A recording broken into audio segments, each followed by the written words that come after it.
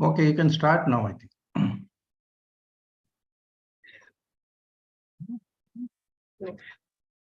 Good evening, everyone. Happy Holi, everyone. Today is International Women's Day. On this special day, coinciding with Jnaana Vardhini, we have invited two distinguished women leaders in privacy to speak to us about their journey so far and the way forward. Ms. Aparna Pathak, Global Data Privacy Specialist in TCS, and Vasantika Srinath, Vice President Concentrix. A very warm welcome to you. We had the opportunity to interact with Aparna earlier this year in a very engaging session about the current technology sessions available to protect privacy in organizations. She is Global Data Privacy Specialist in TCS, Global Privacy Office, and is working on compliance with numerous privacy laws worldwide. She is certified with CIPP, CIPM, and accredited with FIP. She is now chair for IAPP KnowledgeNet Bangalore chapter. Aparna strongly believes in embracing privacy culture and building trust among the stakeholders as the default future for all the organization. Her mantra is dream it, dare it, and do it. Welcome, Aparna. Vasantika Srinath is an attorney. After 8 years of practice in Mumbai and Bangalore, she moved to in-house setting up and leading legal and compliance functions at various companies, predominantly in the IT space.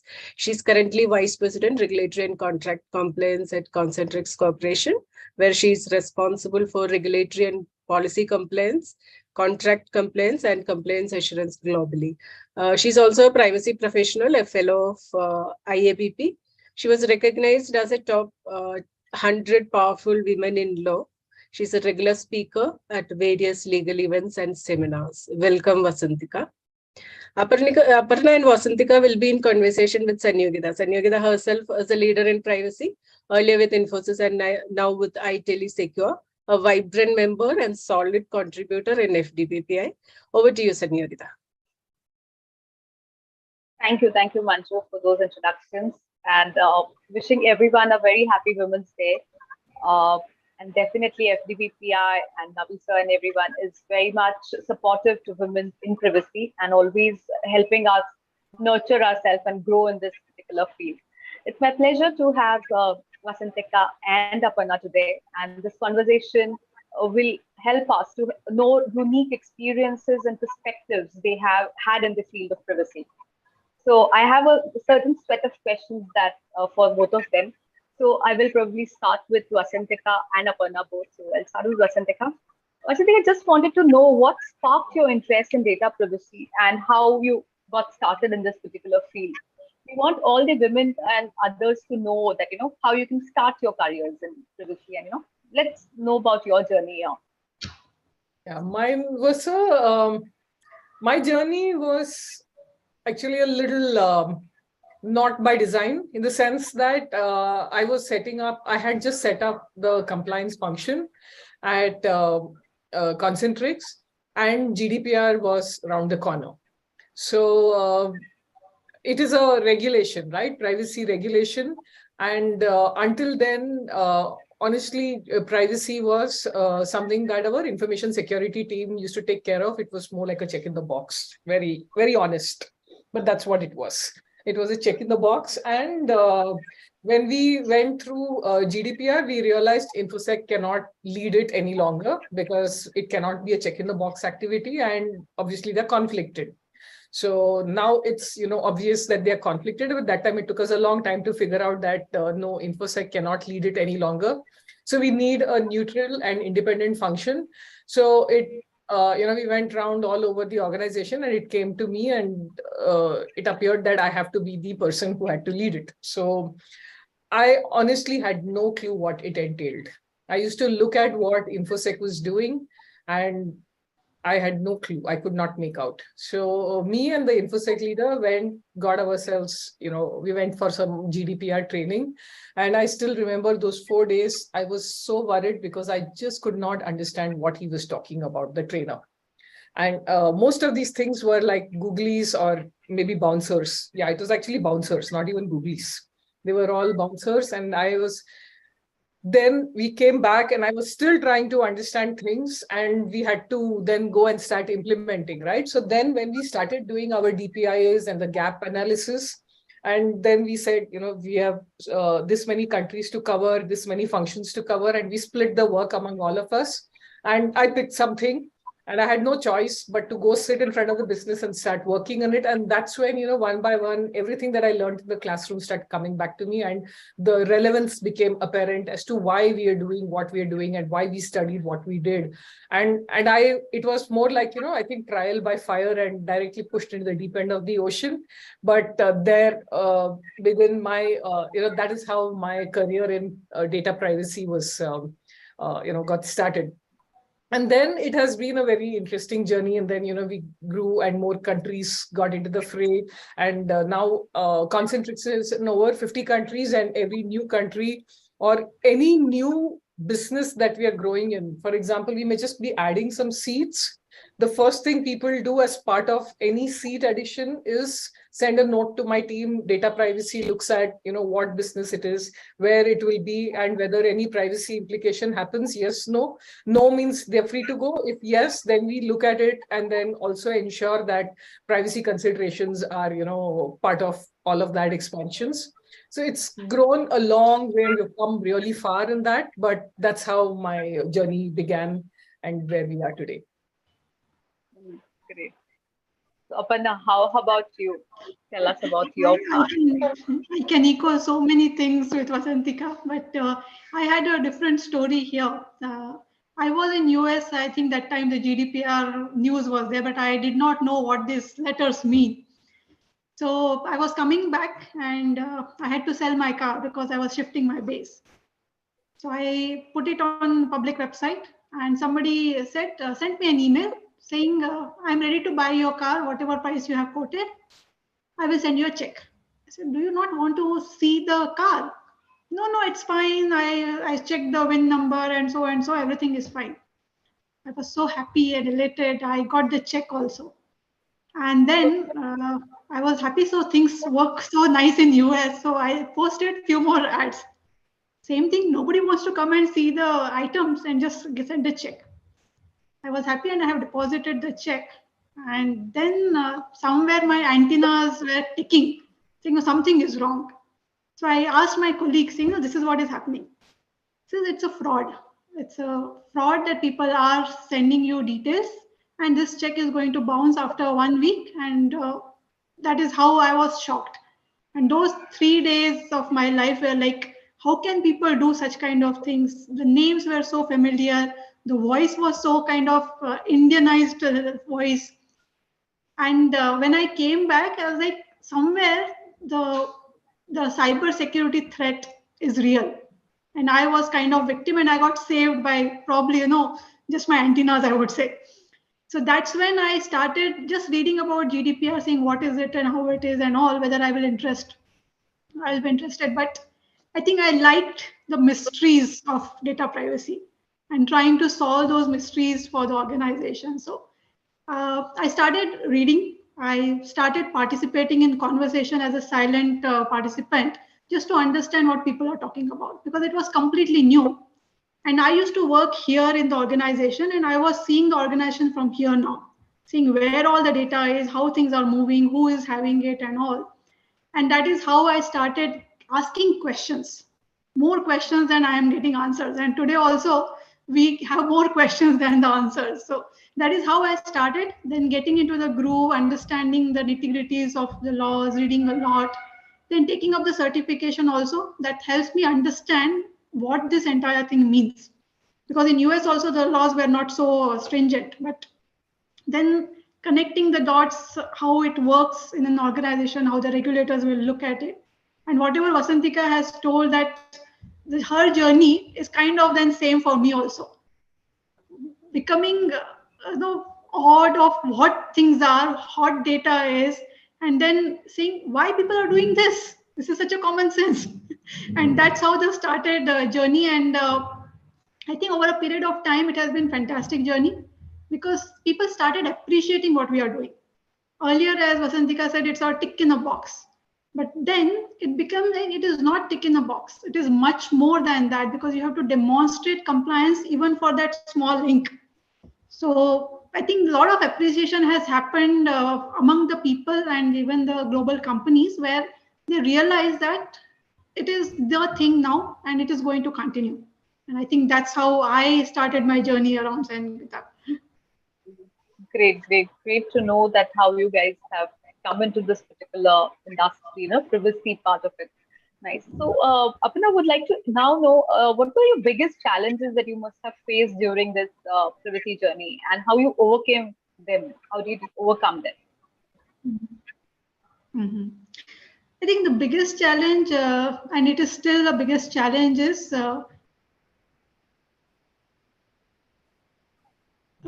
awareness among the people that it is a law and it needs to be complying from people, making them understand what things are and how they should do the things is the biggest challenge. Because, and being in India, I think we are very much open to share the data.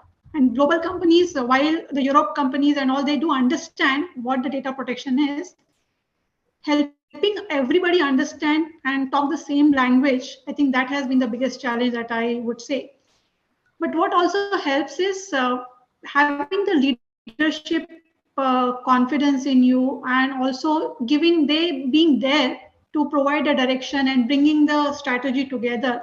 I think that has helped us to ensure that everybody aligns to what is required and required for the organization. It is also not one team's job. And I think that understanding took a little longer time, wherein it is not one team's job, it is not one person's job, but every nook and corner of the organization has to understand what is privacy and take the controls in their own way, in their own spaces. I think that journey has been the fantastic journey, what I would say. And that challenge, it has overcome in step-by-step manner only. So having the buy-in from the leadership, having more conversations, giving confidence to the team that we are not stopping you, but we are enabling you. So that's what I would say, Sangeeta. Yeah, What that's are a your thoughts? interesting point. Vasantika, please add in your thoughts here. Yeah. So, the biggest thing is building equity and confidence with the teams that we are business enablers and not here to put in a spanner in the works, to upset the work, so that we can be seen as partners. And that is always the key challenge. Typically, most of the legal and infosec kind of functions are looked at, that they will come, oh my God, they are going to, put in a hurdle.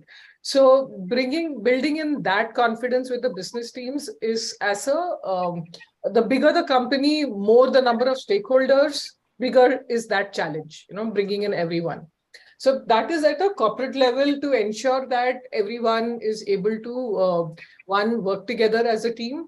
And there were so many functions, so many people who are, not even aware of what needs to be done. And suddenly you will see that someone has done something, despite, there being policies, processes, someone has still managed to, go ahead, and then you're busy cleaning and there is this fires because of that. But for me, at a personal level, I think the bigger challenges have been understanding some of the very technical aspects, which, I'm a pure lawyer.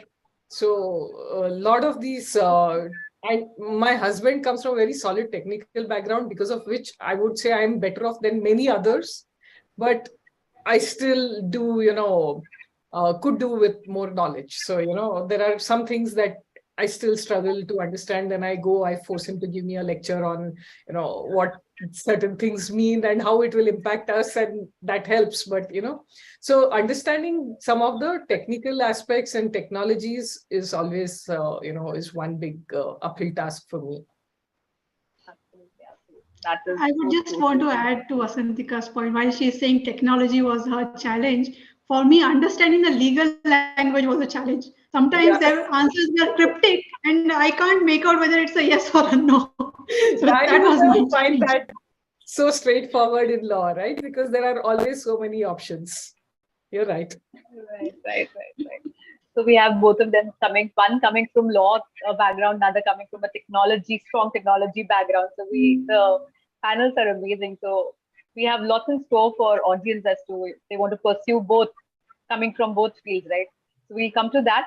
But the next coming up question for both of you is, can you tell us about particular memorable project or an experience that you would had in the field of data privacy and what you had learned from it? You want me to go That's first? Okay. Yeah. So for me, it has to clearly be our GDPR compliance journey. Vasantika, your voice is a little low, a little feeble. Is If this you can better? just, Is this better? I'm a little louder now.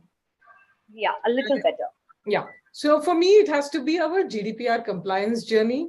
That's where my journey began, but it was also very exciting in the sense that, we went, each of us, I traveled across sites to do a gap analysis, and that not just was a good experience, it was also a very insightful one because I got closer to our business.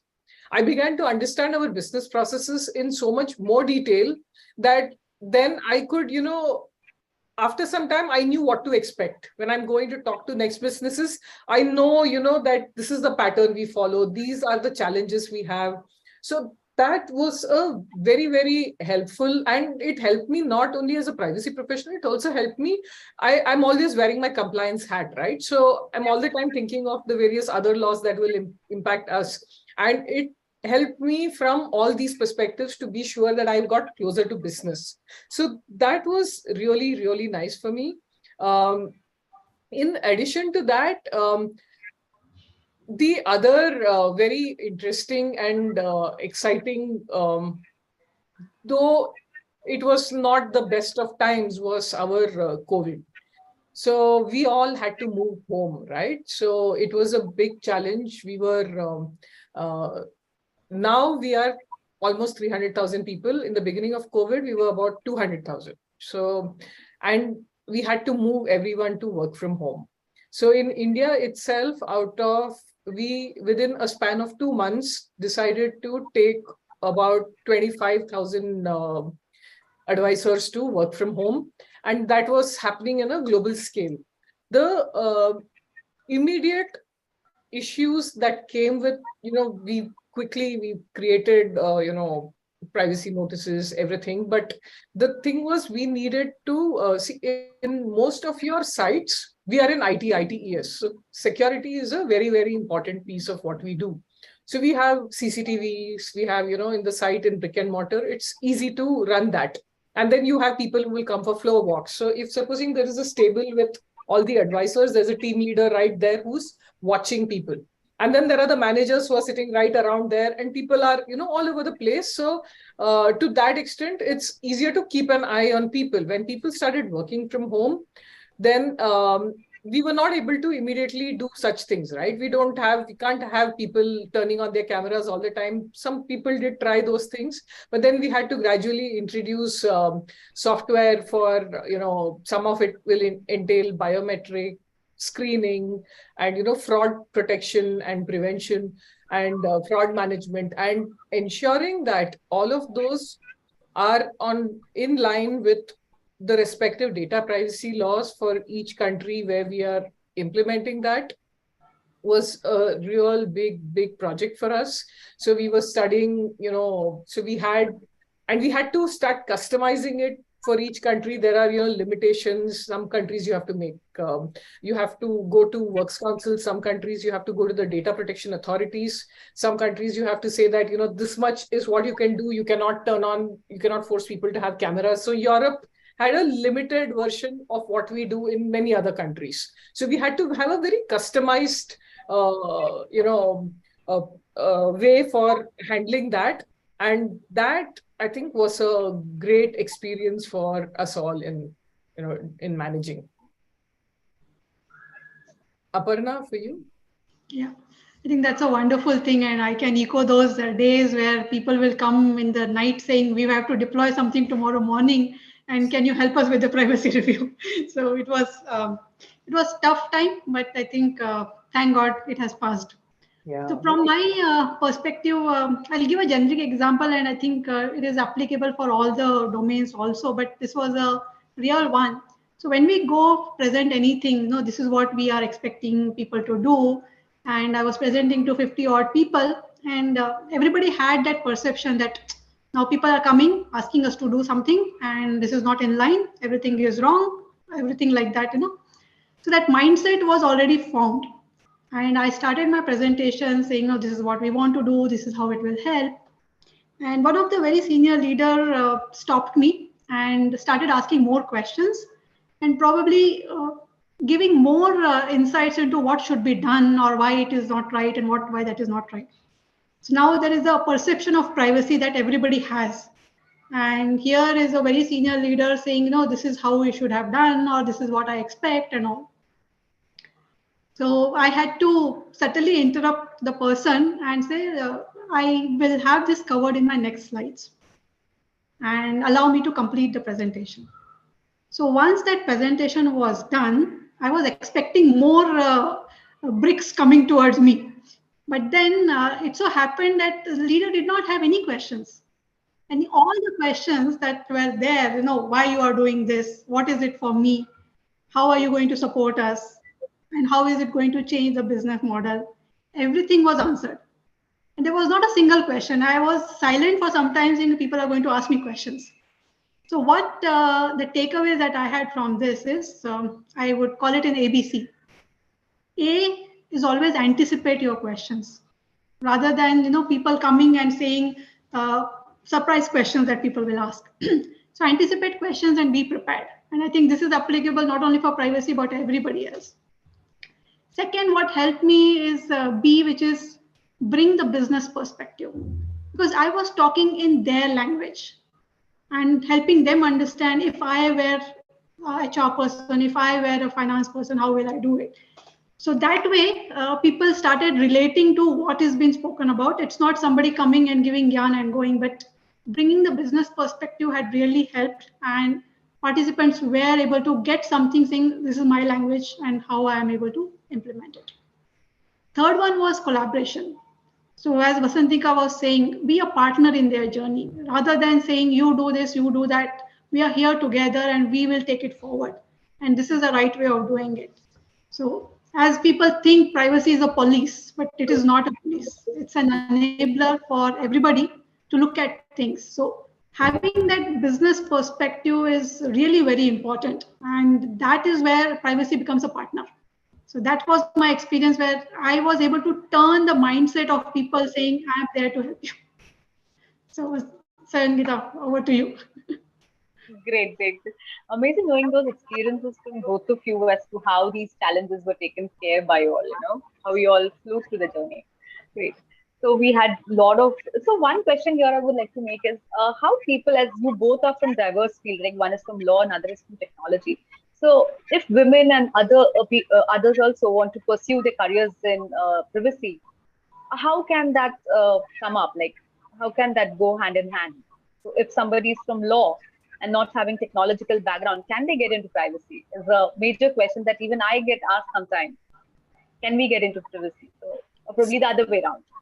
Certainly, I think being a lawyer helps you understand the perspective of the legal perspective. It's easier to learn, read these regulations and understand it.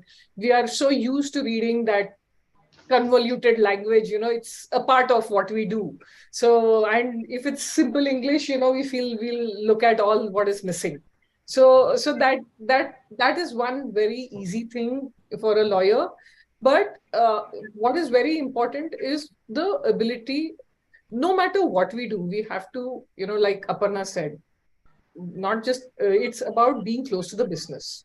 You have to understand what the business needs are, and you have to understand, and that will also help us understand, therefore, where the privacy requirements come in. So as long as you're solution oriented and trying to work with the business to support the business and make it better, it doesn't matter what law we're trying to comply with, we can, understand that and figure it. There are some technical aspects, but I have found that most colleagues in most places are supportive. If you go and ask them the right questions, people will help you. So we have to do our homework. We have to study. So, you're here, you may want to get here when it comes to the technical side, but that's a little bit of effort. But there are, people who see that you're taking the effort and they're willing to, it takes two to clap, so they will come, they'll join you, and the journey becomes easier because of that. And I also, so that is, I think, how you can make your journey. And but if a lawyer would like to get into privacy, I would definitely encourage, if you're a beginner, I would encourage them to maybe look at opportunities to intern in a privacy organization, or things like that, that give them that exposure and understanding of what it is, so they know whether and understand whether this is something that I can do and I will enjoy. And then you also, now we have a lot of courses. When we studied, privacy was not a thing, right? So we are all on the job learners. So now you have a lot of courses that also teach them in greater detail. So the lawyers of today have that advantage of also being able to study that and come with even more knowledge. So that is also a big advantage and help for them. So definitely there is space for lawyers to be Right. privacy professionals. And I would call privacy professionals as matrimony people. They have to marry the technology and legal and ensure that it's a marriage forever. So having a technical background, I think, is a little important from a privacy by design perspective. Okay, so anybody who is in technology will have to upscale themselves or reskill themselves onto privacy, because it is going to stay here. So how you are going to implement privacy by design, what are the controls, and now the privacy engineering space is also coming in. So anybody who is today in a technology, they have to understand privacy. Like they have to understand security, they have to understand privacy. But you don't have to get into too much of legal things also, because that is where people get scared of saying, do I need to understand what law is telling me? No, if you follow the principles, I think you will be able to do that. And a lot of technological enhancements will happen. The future is all digital. So everybody has to understand. And not only from a development perspective or implementation perspective, but even as individuals, people have to understand what is privacy and what are their rights out there. So if somebody is wanting to start their career in the privacy from technology background, I think it's a very good initiative that you can take. You can start looking into the certifications, courses, and enhance yourself into the privacy by design space. I think that is one where everybody is going to question the digital space of how did you do it and how are you protecting the data. The next part comes from people who are in HR space, or they are into more of a business side, maybe a HR, admin, finance, and all. They also can get into privacy, because privacy is for everyone. And when you are in privacy, you can get a complete view of the entire business. You can work with one day with HR, another, you can work with retail, you can work with healthcare. Everything you can enhance, and you can work only in Java. No, you can apply learnings into cross domains. And that's where anybody who is currently in any space, they can jump onto privacy very easily, because your understanding of business, your domain, will definitely help you to look at privacy as a specific domain and did that particular area.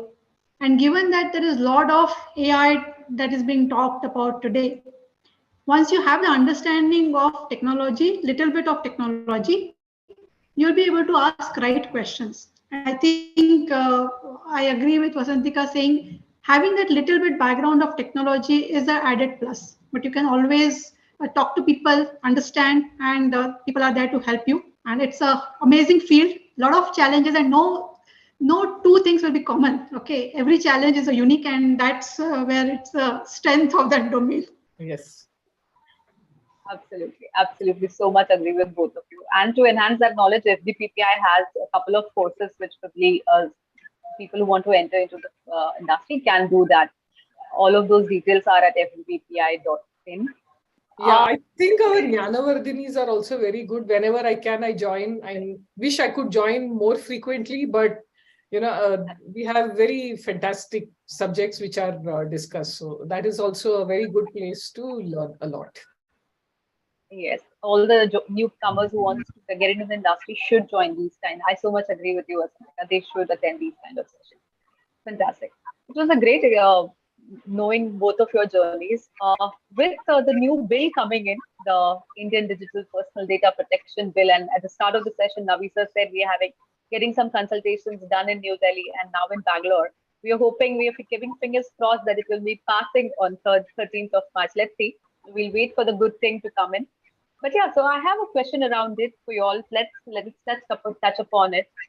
How do you think the Indian Personal Data Protection Bill will impact the business landscape in India, particularly for smaller companies who are still on those unstructured platforms, are not that much on the structured platform as the global companies are, or probably the other MNCs are. So would like to know your thoughts on that. Yeah. Aparna, you want to go first or you want me to? Yeah, I can go first, not a problem. Sure. So the first thing that they will have is a resistance to change, because we are so used to doing in certain way. Now somebody is asking, there is a law that is there, and now you have to change the business model to change. And definitely it's a habit. You have formed those habits, and changing the habit takes little time. So I think that is first one where a lot of businesses will really look at what they are doing so far, and is it aligned to the bill or not. The second challenge that the smaller organizations will also have is how do they manage consents, because there is a consent manager framework that is coming up. How are they going to manage consents? And specifically today, we see so many SMSs coming, so many calls coming and all. So those businesses, how are they going to manage consents, and respecting those consents will be one of the biggest challenges for the enterprises. And the third one, I think we touched upon it, is a competency. Today, privacy as a competency is also very limited. It's like where we were 10 years ago for security, that's where we are today for privacy. So people have to understand what the law is, convert into the operational and implementation guidance for them.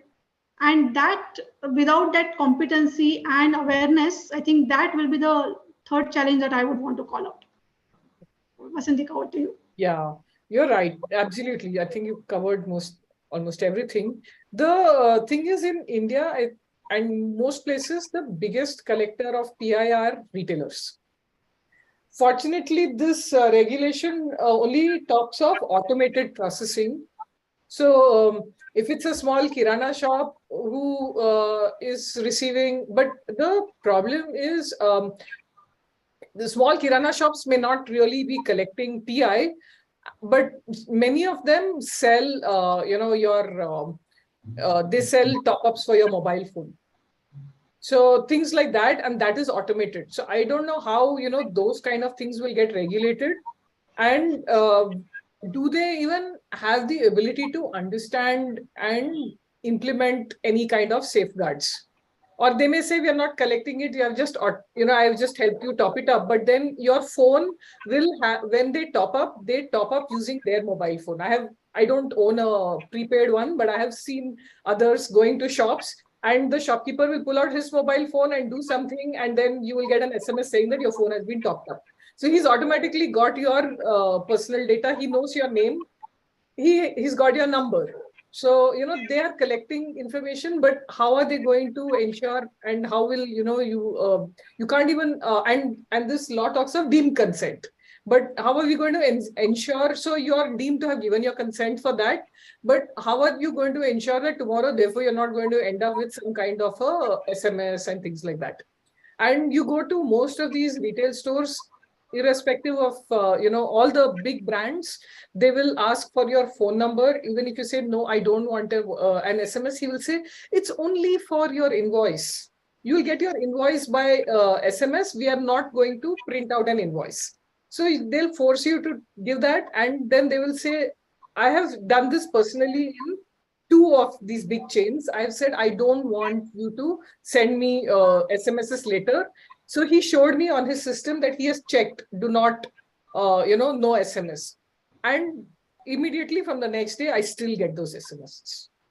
So the purpose of collection does not matter. There is no sanctity for it. So, and this is with a big chain. Okay, I'm not talking of a small shop. I'm talking of a very big chain. So, this being the Indian mindset, changing the mindset is going to be one big challenge. And smaller businesses are going to have even bigger issues, on how they will be able to even understand and recognize that they need to make these changes. So the threat of penalties may, make the bigger ones wake up, realize, and bring in changes. And then it will take a couple of years, I guess, to catch on. Then they will start fining people. There'll be a big uproar. There'll be a lot of court matters. Stuff will happen, and then gradually, I think, people will come by, and then there will be gradual acceptance and implementation of these things. So, but it's going to be a long uphill journey. And with those 22 odd languages also, where you have to ensure that everybody understands in their local language. Yeah. So in every language, if you have to give a privacy notice, it's, yeah. Yeah, that's true. That is going to be a difficult challenge, absolutely. So, what advice do you give to these small organizations and probably individuals to prepare for this new bill? So, any advice, thoughts on this particular part? Read, get as much information as possible, understand it. So then if you read more, then it gives you ideas and help you understand, and seek expert help. But like Aparna said, there are very few people who really understand what privacy means. A lot of lawyers will jump into the fray, but how many of them really understand the key issues? Unless, it's one thing to just look at the law and explain it. It's another to understand it with context. Reference to context is the challenge, right? So understanding what it means in the given context. So you need to find an expert who will really be able to help to ensure that they will not end up in a situation where they are penalized. And for the startups and small companies, I would say that they have to start early. They have to start doing their data mapping, irrespective of whether it's India bill coming, not coming, and all, because everybody needs to know what they process and why they process. So the early they start this journey of doing a data mapping, I think they will at least have the visibility of what they hold and how long they keep it and all. So it's like you're changing your mindset right from now rather than waiting for the bill. So I would tell everybody, start early and don't wait for when it comes that dekha jayega. Right. Very true. I think data mapping is very important, and also maybe so that's privacy by design. So they should understand and get into the startups should implement privacy by design as a part of their journey. Otherwise, they would have come to a big point, and then suddenly you have to start going back and start questioning everything that you have done. May not be a great situation to be in. So privacy by design, I think, should become a part of any startup's journey. I think it's your waking up habit. If you want to keep alarm, you don't wake up, then you will struggle to wake up. But if it is your habit, then you don't have to remember that I have to wake up early. So privacy by design should be a habit. Right. Absolutely. Great. It was great knowing all of it. Just one last question to both of you. Any latest developments or probably any resources that you recommend for the newcomers to refer to? FDPPI and Navi.org is there, but any other than that? Yeah, in addition, I would say attend the Jnaana Vardhinis. And then IAPP has a lot of very, very useful material. We use OneTrust, but some of it is free, some of it is paid. We use we subscribe to it as a company. We need that. And there is for free resources. There's also Mondac, where you can get a lot of free subscriptions, and their articles are very helpful. And generally, people can look up on the net. There is a DLF Piper, and there are some more of these, organizations that give a lot of free information. So those are, very helpful. So I'm a IPP chapter chair, so I would say go for IPP and look for all the webinars also they do. There are a lot of free webinars that are available, which gives you more latest information. And as Vasantika said, law firms have a lot of websites. But apart from that, if you are, say, in Singapore, look at the Singapore authorities website. In India, whenever the authority website comes, that will be looked at. But the authority websites also provide a lot of information and you'll be able to take it. And obviously, all these law firms, IAPP, and all will take from there. But if you directly go to the authority website, you'll also understand some more advisories that they keep on putting. So that also is one area where you can look at. Yeah, like the UK ICO is a very good resource. It's a treasure trove rather.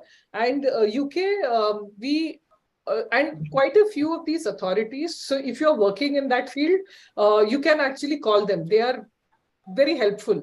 So you can call, discuss with them, and proactively reach out and have consultations before you do it. ICO is one such. New Zealand is also very friendly. There are quite a few countries where we can talk to them and we build that kind of a rapport with them.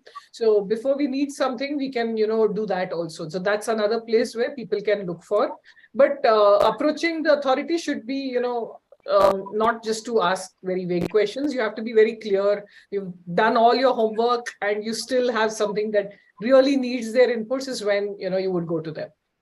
Yeah, absolutely. And Canada also has lot of material for their pipeda and all. Yeah, so and in fact there will be a lot of public consultations also happen. So if you just read what they are proposing, you will understand where the market is going. Great, great, great. Great to know your insights and your experiences, both of you. So I'll open this to questions. If anybody has questions, can put it up in the chat box.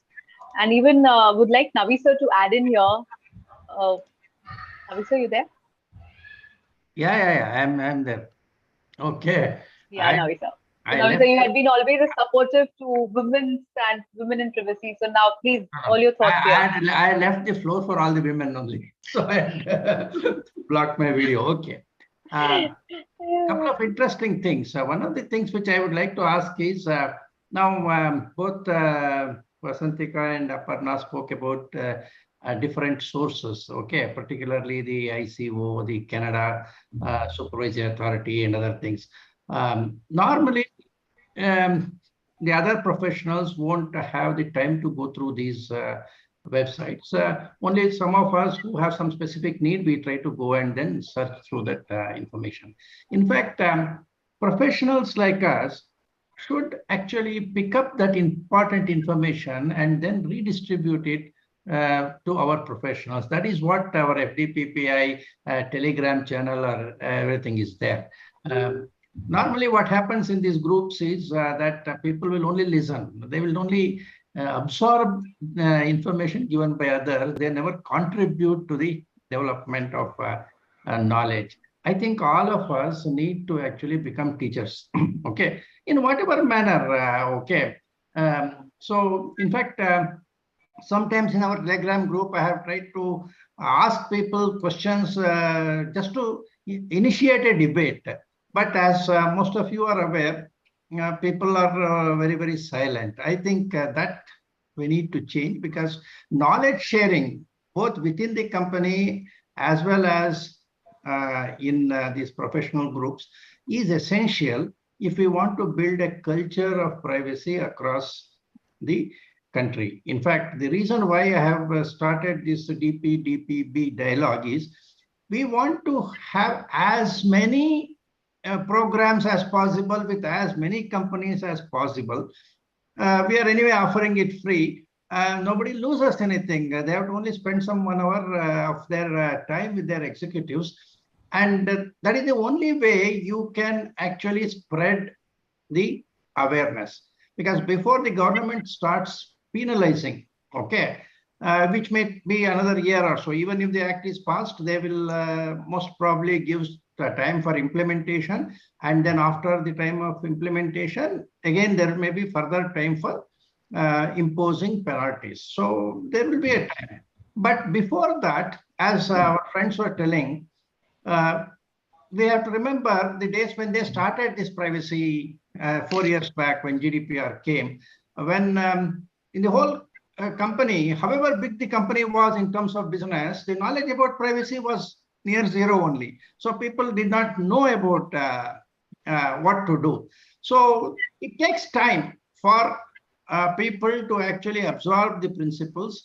And fortunately, in the 4 years, a lot of things have happened. In fact, we have seen companies in 2018 to now. Now, definitely at every level in a company, people have a fairly good understanding of privacy. Sometimes, of course, some concepts may be, there may be differences of views, but that doesn't matter. People know that there is something to be done on this.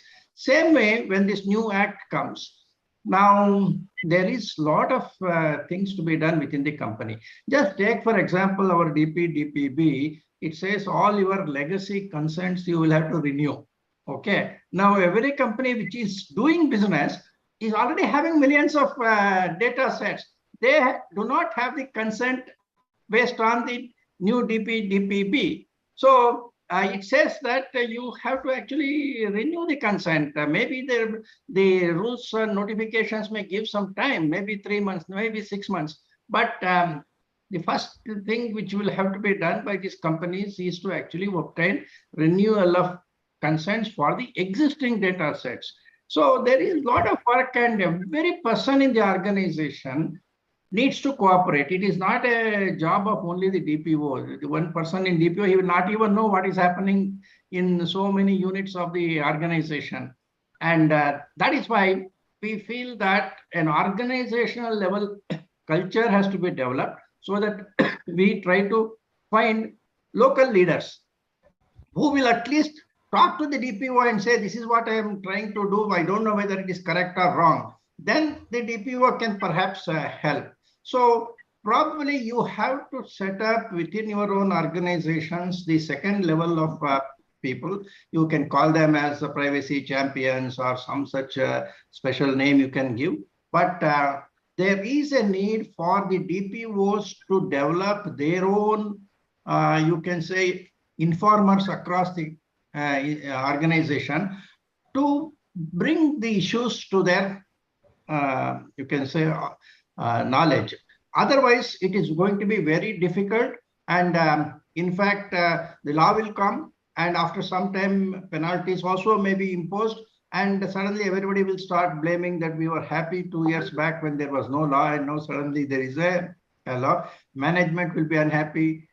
So I think in terms of implementation, apart from the technology issues, apart from drafting policies, which we will perhaps do, templates should be available quickly and we can do it.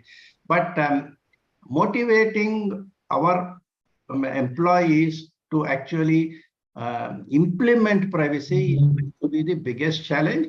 And probably people like Vasantika and Aparna, who have gone through that process in the last 4 years, will be well placed for taking it up in the current scenario in India, at least, when from zero privacy, we are having DPB on a particular day. So this is like your 25th May 2018. Even that had 2 years advance notice. And in the whole of Europe, of course, the OECD guidelines, other things earlier, these things were already there. It was not new for them.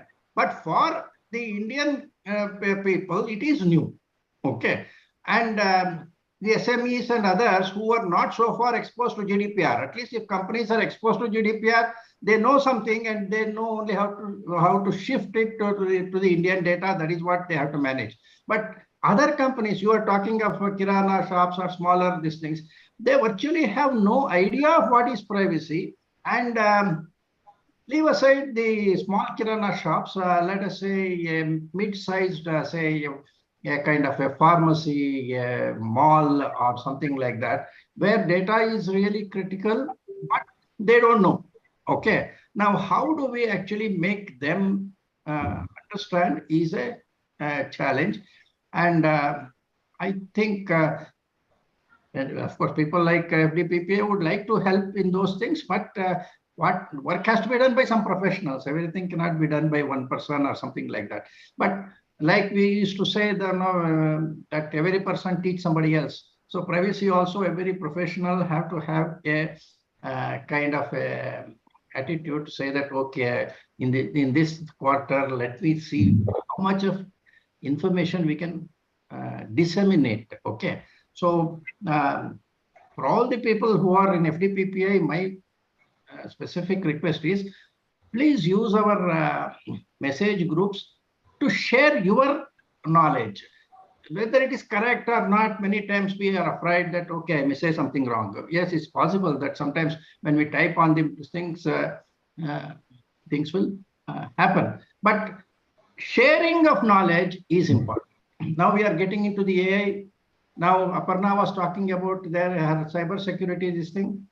Now, even today morning or something, I saw that AI-based voice changing software was used, so that a person got a message from his grandson or somebody like that. And that was done for defrauding the person. So we are getting into a situation where technology at higher levels are being used to actually break the privacy and thereby lead to financial frauds.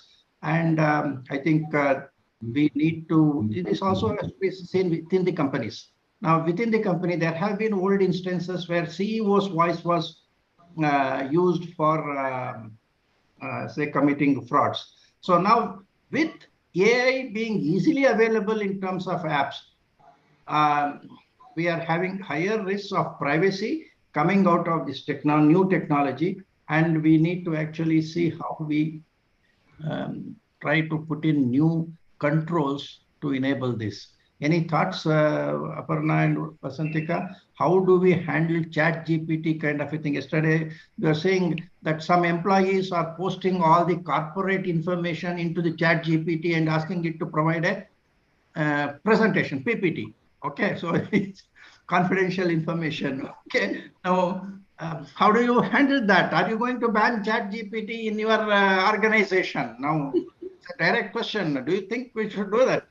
It may not be on a whitelisted site, so people cannot copy paste corporate data into that website, because especially for those in the production side, we have a lot of restrictions. They cannot copy, they cannot paste.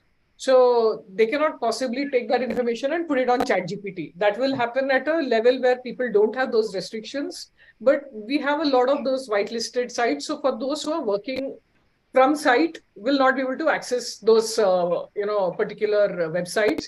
But it is also at the same time, we have a lot of training and awareness. Keep reminding people that there are bad actors everywhere. You cannot use this data other than for what it is meant. You do not share it unless you know where you're putting it. So things like that, you keep reminding people all the time. It's our annual information security and privacy training is not a check in the box. It is a very serious thing, and every staff call, I myself, I have my staff call, I talk of it. My CEO has staff calls with every region. He's always talking of it. Everybody is all the time talking, and we keep reminding people that information security is not just, InfoSec is somebody else's business, and privacy, it's everybody's collective business. Compliance is everybody's joint effort. So please be very careful where we are using that data. So it's not that it'll be banned or something, but you keep reminding people that please use your discretion. Do not, go and post confidential information in some public website and things like that. So that is, I think, that awareness is what we keep bringing about. And ChatGPT access, I think it will be need to know or required basis only. I think that security controls will have to be put in by organizations. Correct. But I'll take a different view for ChatGPT. It's like whatever you have posted on public sites so far, ChatGPT is using it. And if you keep on continuing posting your own personal information and everything again and again, it's going to use that information. So as an individual, I should be worried on what I'm posting and what ChatGPT can do. So there has to be some regulation to look at it, what kind of purposes it has, how it is going to be managed. But I saw somebody got their CV also written in ChatGPT. They got good poems also written on ChatGPT.